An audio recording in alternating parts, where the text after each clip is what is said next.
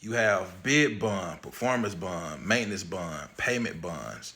These bonds isn't a local thing, it's a industry thing. These contract bonds are put in place mostly around construction industries.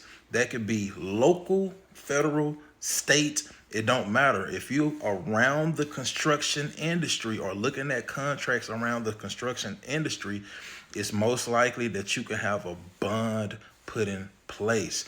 These bonds are usually priced at whatever you bid on the contract at. So let's just say if you bid $300,000 and you get this contract, that means you're gonna have to get a $300,000 bond. Bond is just insurance. It's not a you got to have $300,000 to get this bond.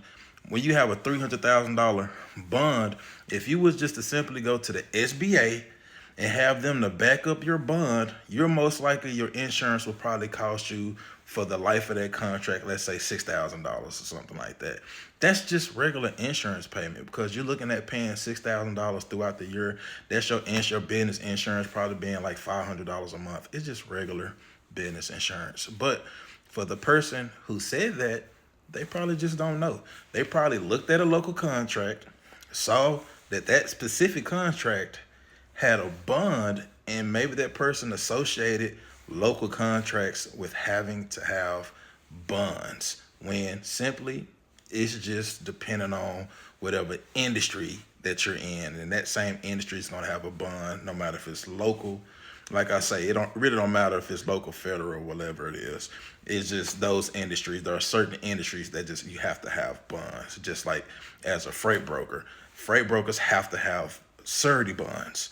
Those bonds, it don't matter if it's a corporate contract, if it's a government contract, you're going to have a surety bond, a $75,000 surety bond, no matter what it is. And in the end, that's just insurance. So, I mean, for the person who said that, they just probably didn't know.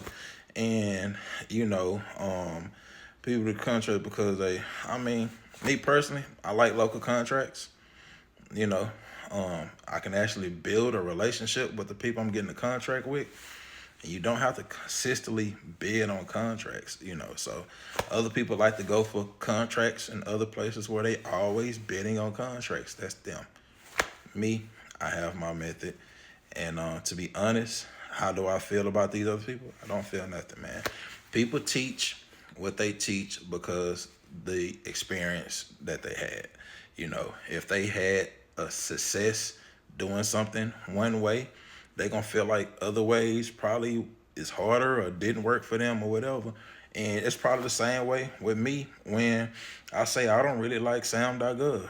I don't really like SAM.gov because one of the reasons is you can't really build the relationships. And the people that I know that do get contracts on SAM.gov, they are always bidding on contracts. And even when that contract is up, they're back bidding on contracts. It's like a never ending cycle of bidding. But when you are doing local contracts and you actually are building relationships, you might bid the first several times, but after a while, they know you. They know you by name. They live down the street from you. These are local contracts, school districts, your local city. These people know you, so you build relationships with them. Other than that, peace.